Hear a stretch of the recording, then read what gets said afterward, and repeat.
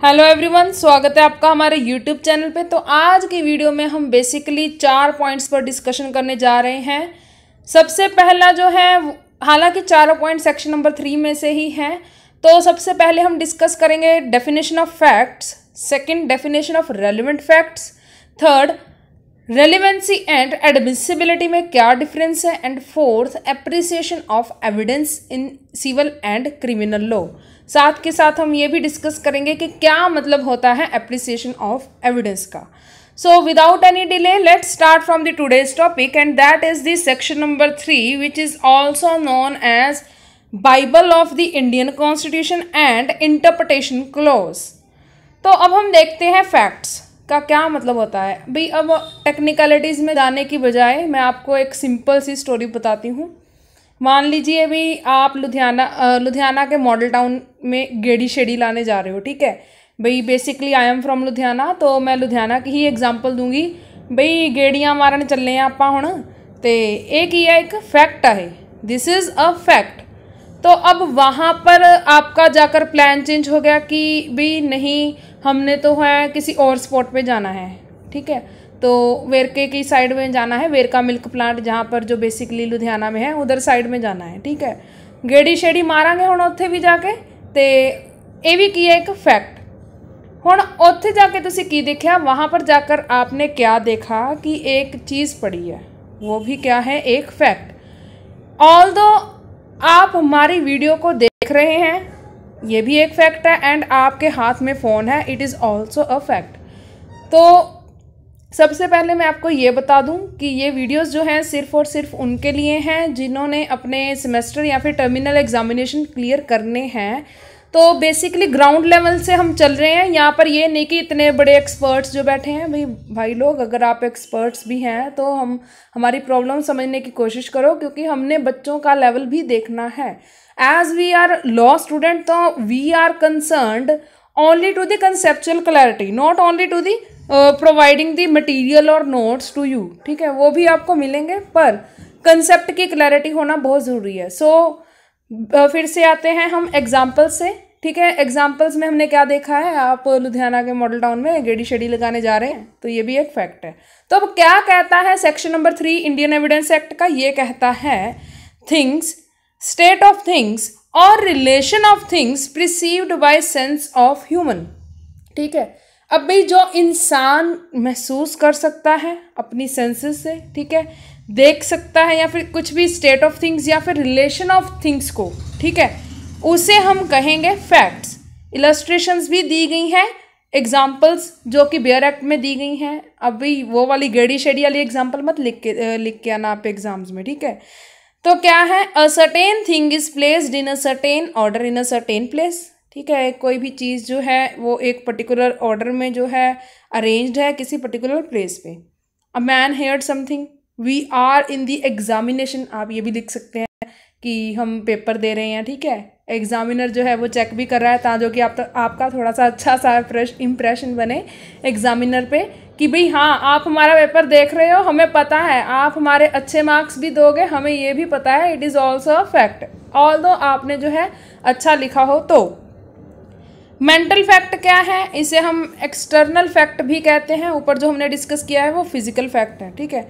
अब भाई मान लीजिए भी आपकी जो है गेड़ी, आपने जो है ज़्यादा गेड़ी शेड़ी लगा ली, ठीक है, तो आपने जो है शाम को 7 बजे वो भी बैठ भी गए, सभी बैठ भी गए, मतलब कि ड्रिंक भी चली, ठीक है। तो इसके कारण जो है आपकी किसी ने फोटोग्राफ्स खींच ली, ठीक है। It is only A hypothesis, ठीक है, एग्जाम्पल है, एग्जाम्पल लेकर ही समझें।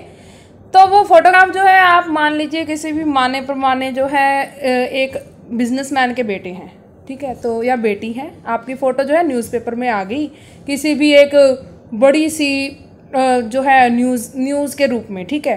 तो अब आपकी जो भी मेंटल कंडीशन होगी उस टाइम पे, या फिर कॉन्शियसनेस होगी आपकी, उसे हम कहेंगे मेंटल फैक्ट, साइकोलॉजिकल फैक्ट। आपकी जो रेपुटेशन को इफ़ेक्ट हुआ है, ठीक है, ये भी एक फैक्ट है, ठीक है।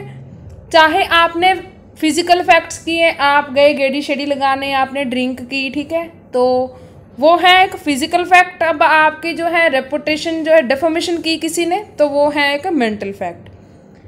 तो ये है हमारा फैक्ट्स का इशू जो भी है, सॉरी फैक्ट का मुद्दा, इशू जो है लॉ में वो भी अलग बात बन जाती है। ये तो है हमारा मुद्दा फैक्ट्स का, ठीक है, डेफिनेशन। अब हम देखते हैं रेलेवेंट फैक्ट कौन से होते हैं। अब भाई आप ये एक एक चीज़ थोड़ा कोर्ट में पेश करेंगे कि भाई हाँ ये गेड़ी शेडी लगाने गए थे, आप तो मेन वो एविडेंस प्रोड्यूस करोगे, ठीक है, कि हाँ ये डेफेमेशन नहीं है, सच्चाई है, ये इन्होंने वाकई में ड्रिंक की थी या नहीं की थी, आप कहोगे हमने नहीं की थी, आप उस पर एविडेंस देंगे, ठीक है। तो रेलेवेंट फैक्ट कौन से है, सिर्फ और सिर्फ कोर्ट में वही रेलेवेंट फैक्ट एप्लीकेबल रेलेवेंट माने जाएंगे, ठीक है। तो इसका भी एक क्राइटेरिया फिक्स किया गया है इंडियन एविडेंस एक्ट में, तो वो है कि एक चैप्टर अलग से बना हुआ है रेलेवेंसी का, ठीक है, वो हम आगे भी डिस्कस करेंगे वीडियोस में।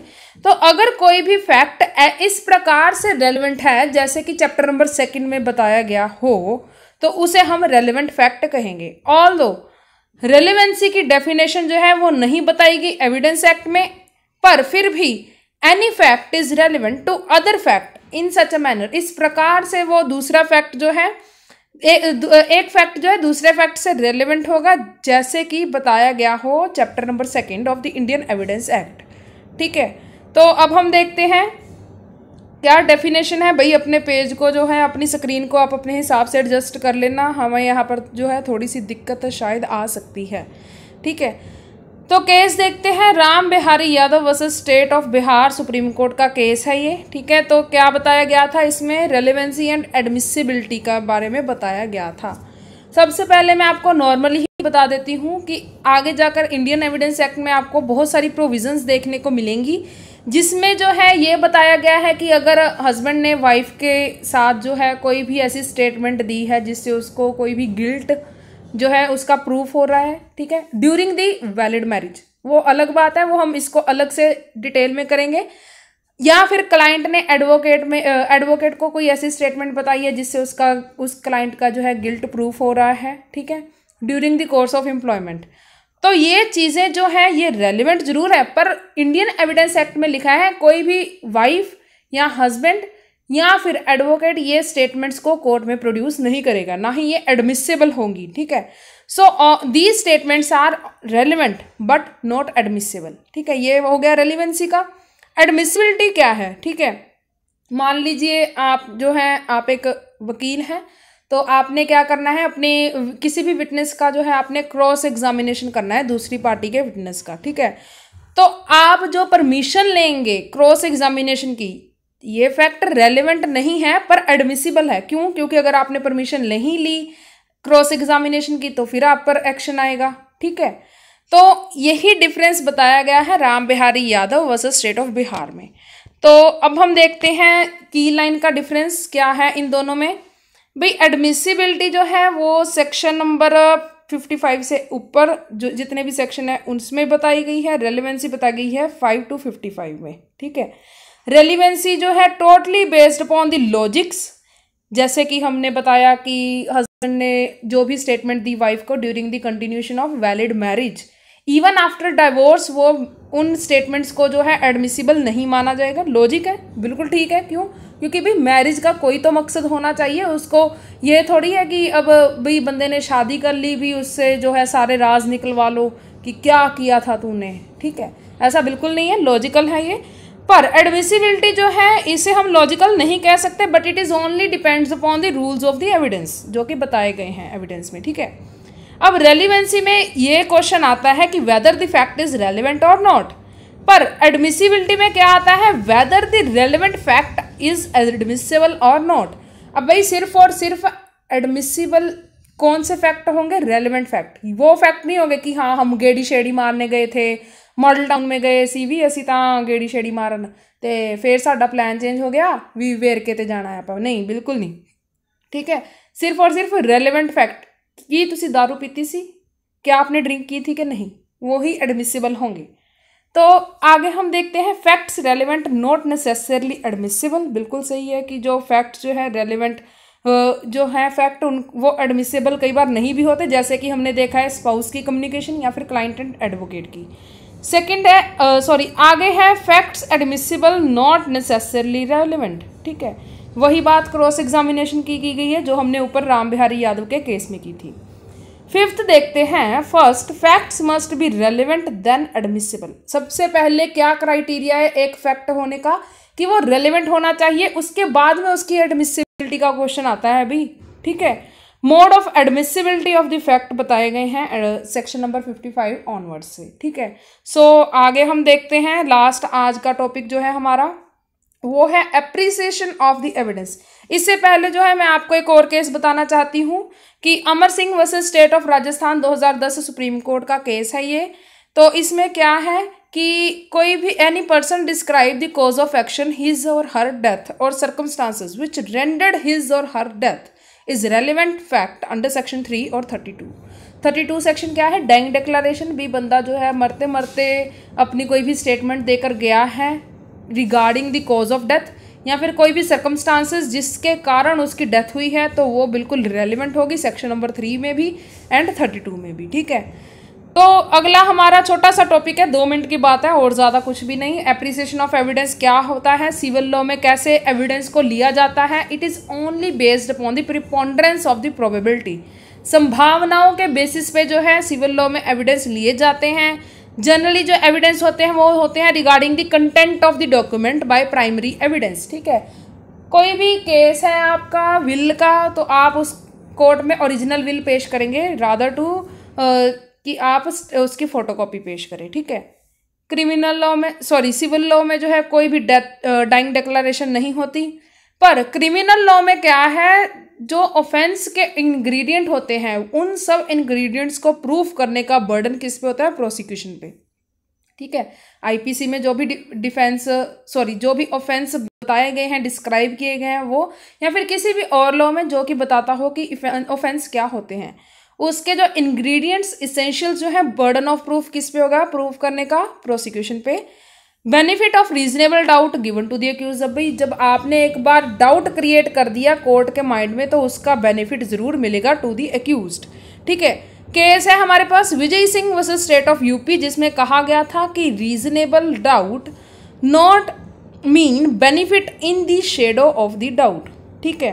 तो यही प्रिजम्पशंस बहुत सारी मानी जाती हैं क्रिमिनल लॉ में कि एक जो है आप ये करो कि एक बेगुनाह को सज़ा देने की बजाय आप चाहे 100 कैदियों को जो है वो रिहा कर दो, ठीक है। या फिर accuse is innocent until the guilt is proved. भाई 1-2 वर्ड्स ऊपर नीचे हो सकते हैं पर इसका मतलब यही है, ठीक है। Burden of proof always on the prosecution, primary secondary evidence civil law में, ठीक है। तो डाइंग डिक्लेरेशन भी होती है 32 में। तो बार्टर एंड बार्टर केस क्या था भी, इसमें कॉन्ट्रैक्ट किया था भी हम दोनों क्या करेंगे, इतने बजे जो है एक पर्टिकुलर टाइम पे एक पर्टिकुलर दिन में हम खाना खाएंगे साथ में। तो वो दूसरी पार्टी नहीं आई, उसने केस कर दिया, जो पहुंची हुई थी उसने कहा कि ये इसने कॉन्ट्रैक्ट जो है ब्रीच किया है। कोर्ट ने कहा भाई इतने छोटे छोटे मामलों के लिए आप यहाँ पर मत आओ, मतलब कि जनरल प्रिंसिपल ऑफ लॉ भी नाम की तो चीज़ है ना कोई।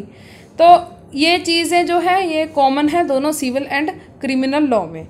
सो आज की वीडियो में इतना ही बहुत है। तो अगर आपको हमारी वीडियो पसंद आई हो please like, comment, share and subscribe my channel. Thank you.